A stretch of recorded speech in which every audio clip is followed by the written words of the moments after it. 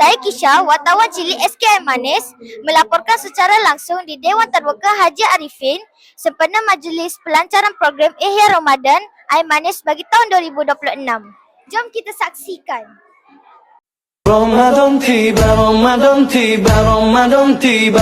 Marhaban ya Ramadan, marhaban ya Ramadan, marhaban ya Ramadan, marhaban ya Ramadan.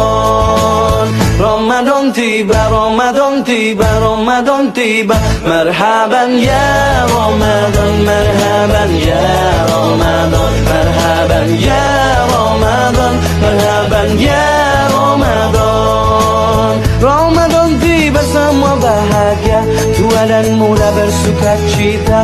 Bulan ampunan, bulan yang berkah, bulan terbebas api neraka. Andaikan saja Ramadan semua, bulan yang tiba, bulan yang ada, karena besarnya setiap pahala. Bersama saya, Cikgu Abdul Aziz, Guru Penolong Kanan Pentadbiran SKM Manis. Soalan saya, apakah pesanan cikgu kepada murid-murid sepanjang bulan Ramadan? Okey, terima kasih Adik Kisha. Okey, sebenarnya di bulan Ramadan ni adalah peluang kepada semua murid-murid untuk lebih mengenal diri, mengawal diri, mengawal makan dan minum, dan juga boleh gunakan untuk sekurang-kurangnya mendalami bacaan Al-Quran dengan baik.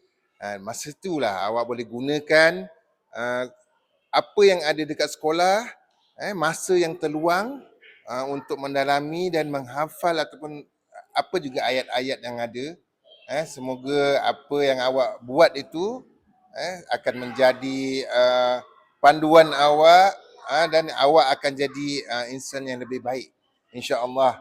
Ada bulan puasa dia ni, sebenarnya kat masa ni lah banyak doa-doa kita yang Allah akan makbulkan.